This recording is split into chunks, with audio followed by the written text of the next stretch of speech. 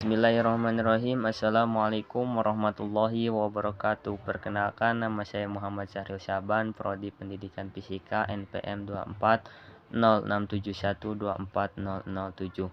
Alhamdulillahirabbil alamin wa bihi nasta'in wa ala umuri dunya waddin, amma ba'du. Alhamdulillah, pada kesempatan kali ini di sini saya akan sedikit mempresentasikan dengan judul yang digarisbawahi manajemen pendidik. Langsung saja kepada pembahasan tanpa lama, mari kita langsung pada pembahasan tentang manajemen pendidik. Untuk yang pertama, kita harus mengetahui apa itu manajemen pendidik. Manajemen pendidik adalah seluruh proses yang mencakupi sebuah perencanaan, perorganisasian, pengembangan, pengawasan, dan pengendalian terhadap guru atau tenaga pendidik agar mereka dapat menjalankan tugas profesionalnya secara efektif dan efisien dalam mencapai tujuan pendidikan. Dalam konteks pendidikan formal, pendidik itu meliputi beberapa, yaitu seperti guru, dosen, instruktur, pembimbing akademik, tenaga pendukung pembelajaran lainnya.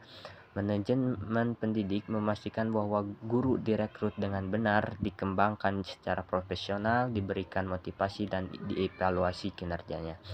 Tujuan manajemen pendidik itu ada beberapa hal, ya. Yang pertama, menjamin ketersediaan guru yang kompeten.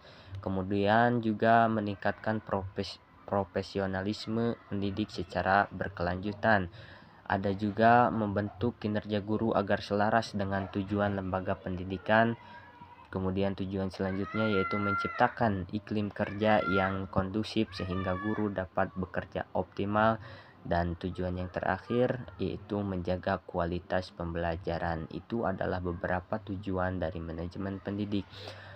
Kemudian di sini ada ruang lingkup manajemen pendidik, di mana ruang lingkup manajemen pendidik ini ada beberapa hal. Yang pertama ada perencanaan pendidik atau planning pendidik, meliputi satu yaitu meliputi analisis kebutuhan guru, kemudian juga jumlah guru berdasarkan rasio siswa, juga kompetensi yang dibutuhkan, kemudian juga perencanaan pelatihan, kemudian proyeksi kebutuhan jangka panjang. Perencanaan ini sangat penting untuk manajemen pendidik.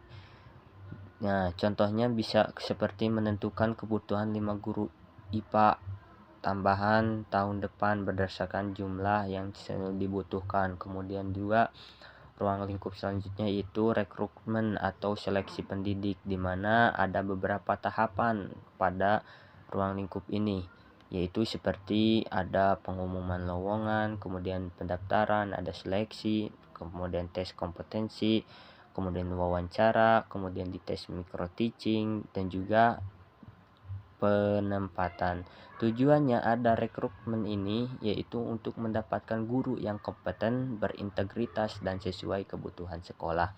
Kemudian yang ketiga itu ada penempatan dan penugasan.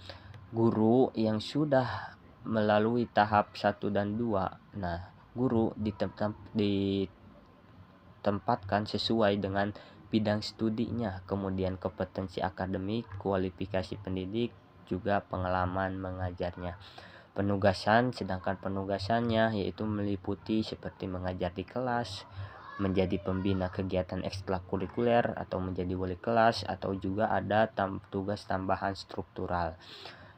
Yang keempat yaitu ada pengembangan pendidik, di mana pengembangan pendidik ini sangat penting, yaitu meliputi termasuk untuk mengembangkan pendidik itu seperti pelatihan lah, yang ada diklat, workshop atau seminar dan lain sebagainya, atau juga pendidikan berkelanjutan dengan melanjutkan kuliahnya lah, S2 atau sampai S3, kemudian ada penilaian kinerja guru, kemudian supervisi akademik. Tujuannya adanya pengembangan pendidik ini untuk meningkatkan kompetensi pedagogik, profesional, sosial, dan kepribadian. Kemudian juga untuk manajemen pendidik ini dibutuhkan motivasi dan pembinaan, di mana bentuk motivasi seperti memberi penghargaan, reward kepada guru agar menjadi sebuah motivasi. Kemudian tunjangan profesi atau juga bisa juga kesempatan promosi jabatan, kemudian lingkungan kerja yang positif, dan juga dukungan fasilitas mengajar. Itu bisa membantu pada motivasi manajemen pendidik. Kemudian ada juga penilaian kinerja, di mana pada manajemen pendidik ini salah satunya itu penilaian kinerja.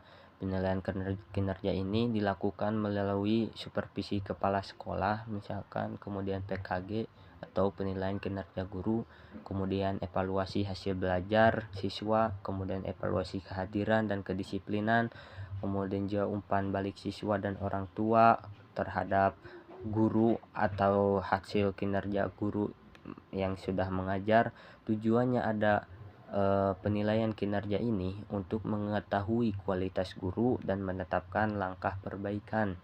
Kemudian juga ada pengawasan dan pengendalian, di mana pengawasan dan pengendalian ini meliputi monitoring proses pembelajaran, misalkan tindak lanjut hasil supervisi, kemudian pengendalian kinerja secara berkelanjutan. Kemudian hasil pengawasan juga dijadikan dasar untuk reward dan punishment, juga penentuan pelatihan, dan juga bisa dijadikan untuk promosi jabatan. Ada beberapa prinsip pada manajemen pendidik, yaitu yang pertama ada profesionalisme, yaitu guru harus kompeten sesuai standar profesional. Kemudian efektivitas, ada juga efisiensi, kemudian keadilan, transparansi, dan yang terakhir ada akuntabilitas. Itu semua adalah beberapa prinsip-prinsip manajemen pendidik. Nah, untuk manajemen pendidik tersendiri ada tantangan dalam manajemen pendidik. Mungkin yang saya sebutkan ada beberapa. Yang pertama yaitu ketidakmerataan distribusi guru. Yang kedua, kurangnya kompetensi pedagogik dan teknologi. Ketiga, beban administrasi guru yang terlalu besar. Dan keempat, rendahnya motivasi akibat fasilitas tidak memadai lah. Kemudian yang terakhir, minimnya pelatihan berkelanjutan. Itu adalah beberapa tantangan dalam manajemen pendidik.